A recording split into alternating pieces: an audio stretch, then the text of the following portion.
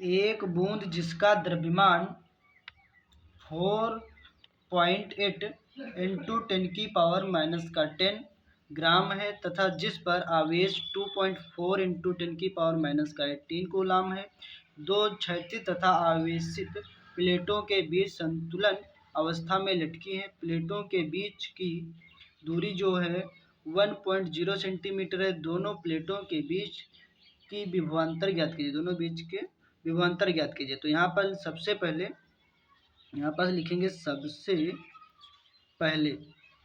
पहले बूंद पर लगने वाले गुरुत्वाकर्षण बल को ज्ञात करना। तो देखो गुरुत्वाकर्षण बल जो लगेगा, यहाँ पर लिखे सबसे पहले कौन सा बल, गुरुत्वाकर्षण। तो लिखेंगे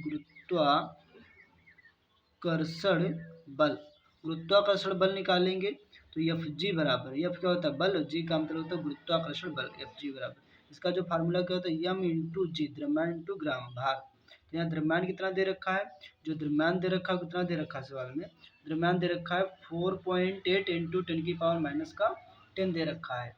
यहाँ पर द्रव्यमान लिखेंगे 4.8 इंटू 10⁻⁻10 इंटू ग्राम। जी का मान कितना होता है, जी का मान होता है 9.8 मीटर प्रति सेकंड स्क्वायर। तो यहाँ पर लिखेंगे 9.8, दोनों की मल्टीप्लाई कर देंगे तो मल्टीप्लाई होकर के जो आ जाएगा वो कितना आ जाएगा, मल्टीप्लाई होकर के आ जाएगा 4.8 इंटू 10⁻⁻13 न्यूटन आ जाएगा। ये बल आ जाएगा, कितना आ जाएगा 13 न्यूटन आ जाएगा।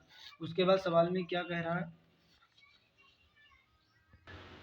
उसके बाद जो आवेश दे रखा कितना दे रखा था, तथा जिस पर आवेश 2.4 × 10⁻⁻18 कूलम। तो यहाँ जो आवेश लिख दिया है बराबर इतना दे रखा है 2.4 × 10⁻⁻18 कूलम। तो दो क्षैतिज तथा आवेशित प्लेटों के बीच संतुलन अवस्था में लटकी हुई। कहने का मतलब इस तरीके से कोई बूंद है, वो पहले ऊर्ध्वाधर घटक में लटकी हुई फिर क्षैतिज घटक में लटकी हुई है। यहाँ पर जो यहाँ बल जो लग रहा है वो क्यों ई लग रहा है हुआ है, और यहाँ जो बल लग रहा है वो कौन सा लग रहा है, एम जी बल लग रहा है। तो उसी तरीके से विद्युत बल है, और ये कौन सा है, ये गुरुत्वीय बल है। ये कौन सा बल, यहाँ पर जो बूंद लटकी हुई है यहाँ पर जो बल है कौन सा है, ये गुरुत्वाकर्षण बल लग रहा है। यहाँ पर कौन सा लग रहा है, विद्युत बल लग रहा है। तो यहाँ पर जो आवेश के ध्यान रखा है संतुलन अवस्था में है, तो संतुलन अवस्था में है तो उसका फार्मूला क्या होता है। तो सवाल में उसके आगे बोला संतुलन अवस्था में लटकी है तो प्लेटों के बीच जो दूरी है, जो दूरी कितनी दे रखी है, प्लेटों के बीच दूरी दे रखी है 1.0 सेंटीमीटर। कहने का मतलब है कि 1 सेंटीमीटर है, सेंटीमीटर को जब मीटर में बदलोगे तो आर बराबर आ जाएगा 1 × 10 की पावर कितना 100।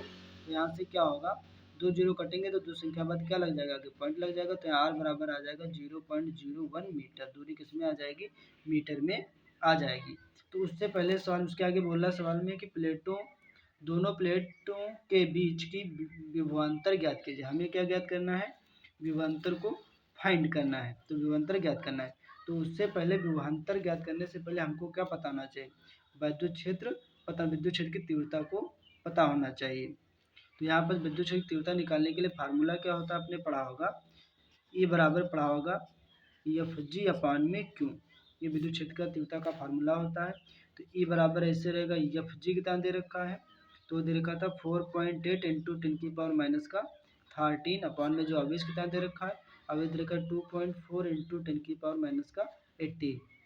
अब यहाँ से पॉइंट हट जाएगा और यहाँ से 12 दूना 24 और 12 चौक 48, 2 1 कम 2 और 2 दूना 4। तो यहाँ से क्या हो जाएगा, तो यहाँ पास E बराबर जो निकलेगा 2 × 10⁻⁻13 माइनस का 18 ऊपर जाएगा प्लस का हो जाएगा 18। तो यहाँ पास E बराबर जो निकल के आ जाएगा 2 × 10 18 में से जब 13 जाएंगे तो 10 के ऊपर कितना बचेगा, 5 बचेगा।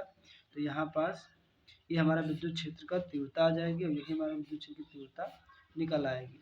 तो दोनों प्लेटों के बीच जो विभवांतर लगेगा, तो यहाँ पास जो हमें क्या लगेगा, दोनों प्लेटों के बीच जो विभवांतर लगेगा वो कितना लगेगा, विभवांतर लगेगा तो V बराबर आ जाएगा 2 और 10 के ऊपर कितना 5 है तो 5 जीरो लग जाएंगे, और यहाँ 5 जीरो तो यही जो विद्युत वाहक बल होता है यही विभवांतर होता है, इसका जो मात्रक हो जाएगा वोल्ट हो जाएगा। तो ये वीडियो आप सभी को कैसा लगा, आशा करता हूँ आप सभी को वीडियो अच्छा लगा होगा। तो फिर मिलता हूँ नेक्स्ट वीडियो में, तब तक के लिए धन्यवाद।